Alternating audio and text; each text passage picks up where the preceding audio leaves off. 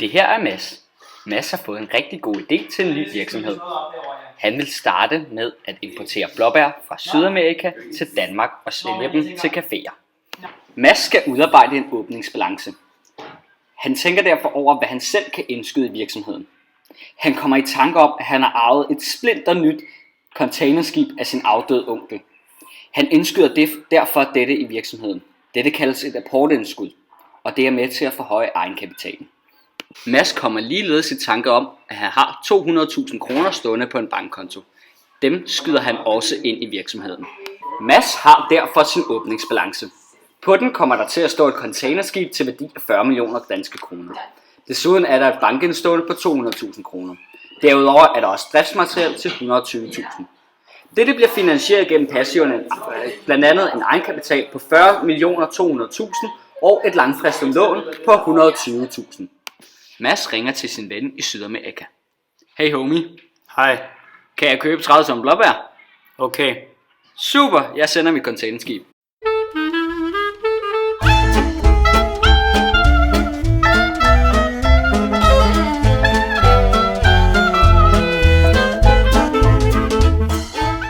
Mads hyrer en masse børnearbejdere for at få arbejdet på fabrikken til at fungere med at pakke og sende blåbærene videre til hans kunder. Efter noget tid begynder bilagene at hobe sig op. Han hyrer derfor nogle kloge elever, der kan hjælpe ham med at bogføre. Mangler du hjælp til at bogføre? Ja, det gør han. Jamen, så kan vi hjælpe dig.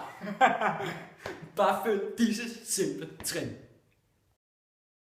Nu. Hej, jeg hedder Mikkel, og jeg kommer fra Eliten. Og jeg var jer til P. Vi vil gerne vise jer her, hvordan man kan registrere sin bilag. Det kaldes at bogføre. Vi starter lige med at gennemgå nogle basic regler. Når vi har en indtægt, som bliver større, så skal vi gøre det, der hedder krediteres. Det vil sige, at hvis en indtægt bliver større, så krediterer det. Jeg skriver det herovre i kreditsiden. Vi har for eksempel solgt varer for 400.000 kroner. Dem krediterer vi så. Ja, det gør.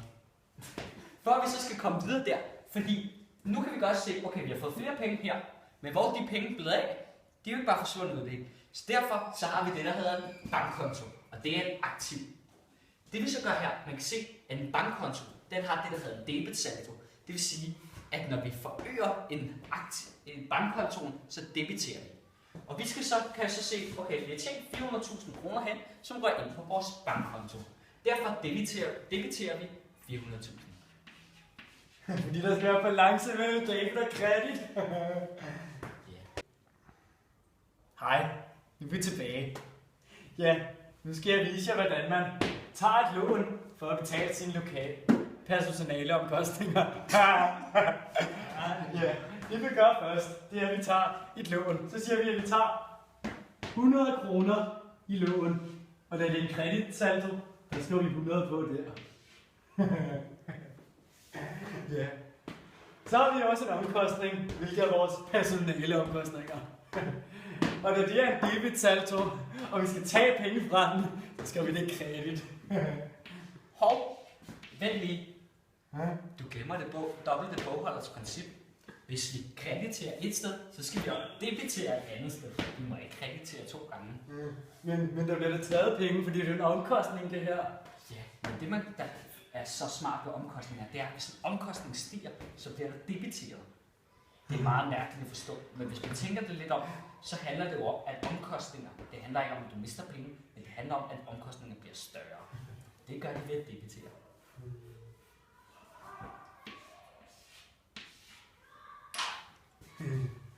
Hej igen.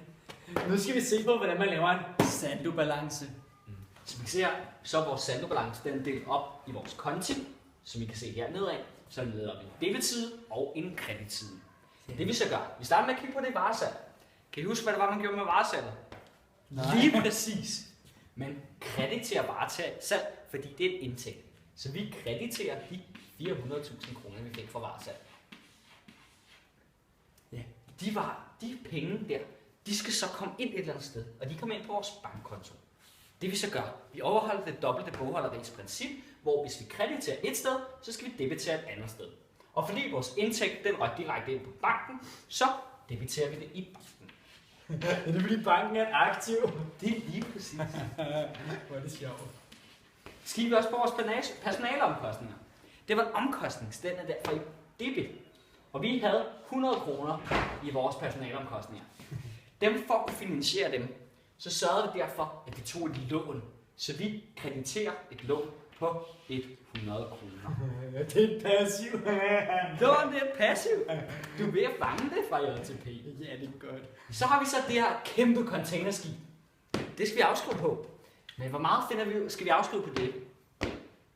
Vi har beregnet det ud fra den lineære metode og vurderet, at det skal vi simpelthen afskrive 250.000 kroner på. Så vi afskriver 250 kroner. Men afskrivning 250.000 kroner. Tak. Det vi så gør, fordi afskrivning det er jo en omkostning.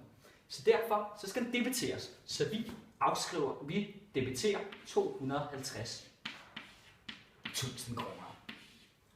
Kan I så se den post hernede? Den hedder akkumuleret afskrivning. Det betyder samlede afskrivninger. Det vi så gør, der tager vi alle de andre poster, vi har haft med afskrivninger. Det vil sige, den der, og den skriver vi så ned her. Og igen, dobbelt det bogholderigs princip. Vi skal kreditere det hernede.